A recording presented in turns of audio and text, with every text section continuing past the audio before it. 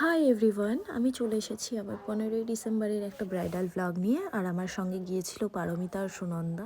আর সেদিন আমার দুটো লোকেশন বুকিং ছিল। আমাদের ফার্স্ট লোকেশন কুঞ্জভবন অনুষ্ঠান বাড়ি ব্রাইড এবং 4টে পার্টি মেকআপের কথা ছিল, কিন্তু 5টা হয়ে গেছে পার্টি মেকআপ। আর এই যে আমার ব্রাইড, তার কিছু রিচুয়ালস বাকি ছিল, সেই কারণে তার দিদিকে আমরা আগে বসিয়ে দিয়েছি। তার হেয়ার ক্রিম করছে সুনন্দা আর পারমিতা। তারপরে আমি তার মেকআপটা কমপ্লিট করি। আর এটা ছিল তার ফাইনাল লুকটা দেখে বলবে অবশ্যই সবাই কেমন হয়েছে।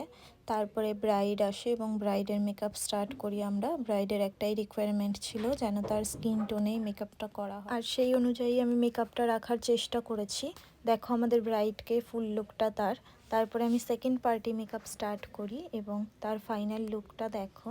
সে একদম সিম্পল একটা লুক চেয়েছিল, সেই অনুযায়ী করা হয়েছে। আমি থার্ড পার্টি মেকআপের লুকটা স্টার্ট করি। তার কমপ্লিট লুকটা দেখো। মাঝে কোনো ক্লিপ নেওয়া হয়নি কারণ আমরা তিনজনাই কাজে খুব ব্যস্ত ছিলাম। সুনন্দা আর Paramita sari draping, hair complete করছিল, আর এদিকে আমি তাদের মেকআপের লুকটা দেখো। বোনটাকেও খুব সুন্দর লাগছিল। এবং ফিফথ পার্টি মেকআপের লুকটা দেখো তোমরা সবাই। একটা মেসি বান করা হয়েছে, তার সঙ্গে একটা রোজ বান, দারুণ লাগছে। আর আমাদের ফার্স্ট লোকেশনে কাজ ডান। তারপরে আমাদের সেকেন্ড লোকেশন ছিল লিপিকা স্কুলের কাছে যোধপুর ফ্ল্যাটে, এবং আমাদের যেতে একটু লেট হয়ে যায়।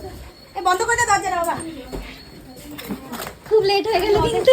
না সে ঠিক আছে, আমাদের একটু লেট হয়ে গেলেও কিন্তু আমরা পুরোটা টাইমের ভেতরেই কভার করে দিই। আর এই ছিল তার ফাইনাল লুক।